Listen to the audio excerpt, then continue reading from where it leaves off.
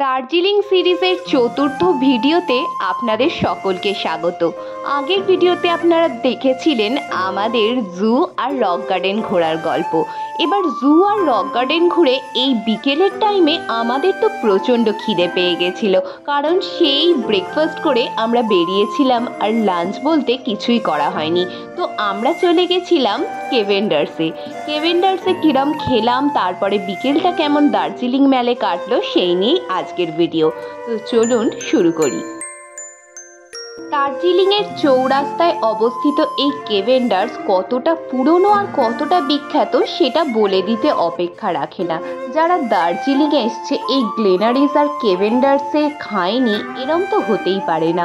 আর এইগুলো শুধু ঐতিহ্যবাহী যে তা নয়, এর খাবারের কোয়ালিটিও অনবদ্য, যার জন্যই এত বছর এরা অস্তিত্বে রয়েছে। এখানে ব্রেকফাস্টে আপনাকে লাইন দিয়ে খেতে হবে, না হলে জায়গা পাবেন না। তো আমরা যেহেতু ইভিনিং স্ন্যাক্সে গেছিলাম তাই জন্য অপেক্ষাকৃত একটু ফাঁকা পেয়েছি। প্রথমে খোলা জায়গাটাতে বসলেও ঠান্ডার এতটাই প্রকোপ ছিল যে আমরা আবার ভেতরে এই কাঁচ দেওয়া জায়গাটাতে বসলাম, কারণ আমাদের সাথে বাচ্চা ছিল। তো এখানকার সসেজ আর কফি এই দুটোই সবচেয়ে বিখ্যাত, তাই আমরা এই দুটোরই অর্ডার দিলাম।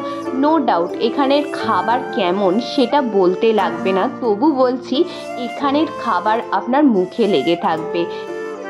আমরা আমাদের খাওয়া শেষ করে ম্যালেতে চলে গেলাম, আর ম্যাল থেকে কিনলাম এই জিলিপির মতো বস্তুটা।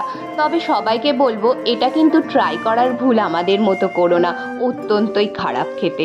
যাই হোক, এখানে ম্যালের অবস্থা দেখো, পুরো মেঘ ঢুকে হন্টেড মুভির প্লট বানিয়ে রেখে দিয়েছে। তো এর মধ্যেই কুট্টুস একটু ঘোড়ায় চেপে নিল। এই ঘোড়াগুলোর রাইডের দাম হচ্ছে 100 টাকা 3 পাক। আগের ভিডিওটাতে যেমন দেখিয়েছিলাম এখানে আদার্স বাচ্চাদের জয় রাইডগুলো যেমন, এই ঘোড়ার দামও ঠিক তাই। তো এই ছিল আজকের ভিডিও। কেমন লাগলো অবশ্যই জানাবেন, ভালো লাগলে লাইক করুন, কমেন্ট করুন, আর আমার চ্যানেলটা সাবস্ক্রাইব করতে ভুলবেন না। এর পরের ভিডিওতে নিয়ে আসছি আমাদের হোটেলের ডিটেল।